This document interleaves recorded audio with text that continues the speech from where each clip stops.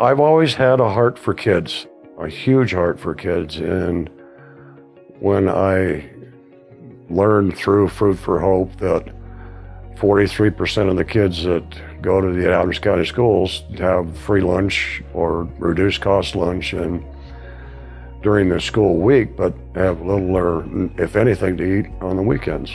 And I think it's important to give these kids a good start, a head start.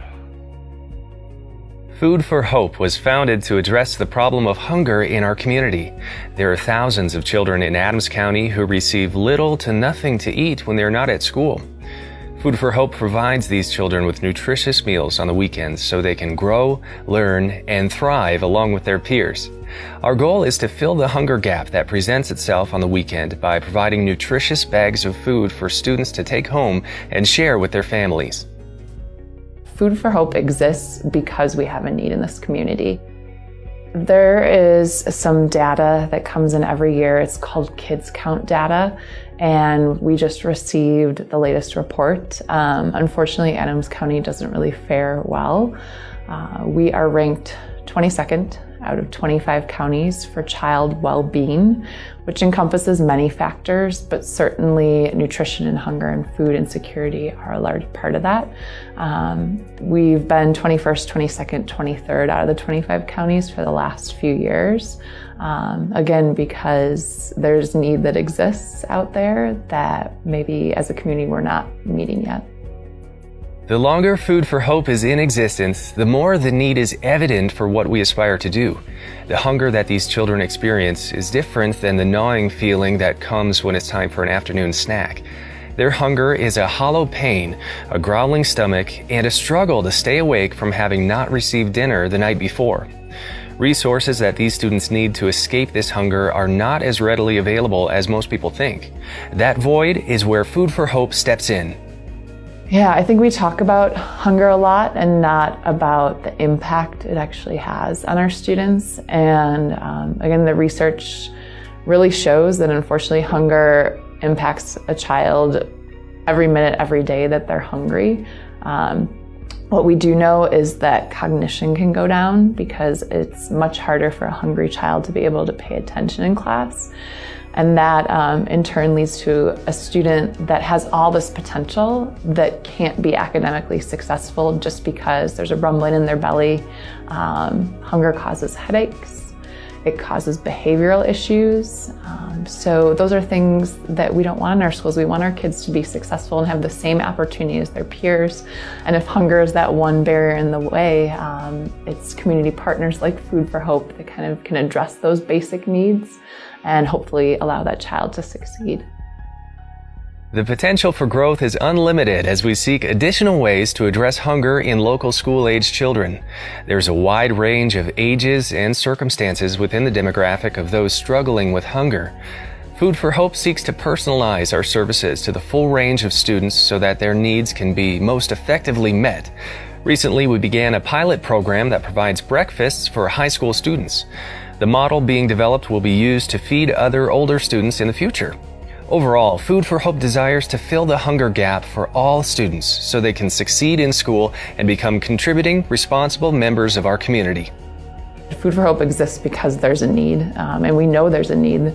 And in order to be successful, a nonprofit like Food for Hope really does need the community support. That comes in many forms. For programs to be sustainable, you need a really good core group of volunteers and partner organizations that provide funding and kind of those man hours, all hands on deck, whether it's packing the food or delivering the food, or some of the behind the scenes work like organizing fundraising events. Every little bit helps when it's a small nonprofit. And Food for Hope was built on community helping community and, families helping families and kids helping kids. And we all kind of need to get into this together because it really does take a village sometime to get a kid what they need. And food is where we have to start because it's, like on Maslow's hierarchy of basic needs. If our kids don't have the nourishment they need, they're not going to be successful in school or in life. Partnerships within the community are the heartbeat of our organization. A committed group of local volunteers pick up food, help maintain inventory, pack food bags, and coordinate deliveries to each of the schools enrolled in our program. In order to continue to effectively serve our students and expand to more schools, we need businesses, organizations, and individuals in our area to invest in our vision. Whether it is funding, time, or helping with specialized services, the participation of those in the North Denver area is vital to the success of Food for Hope's mission.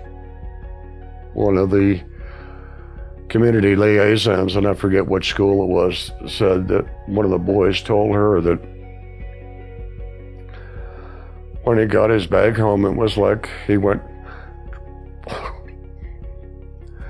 trick-or-treating in a rich neighborhood.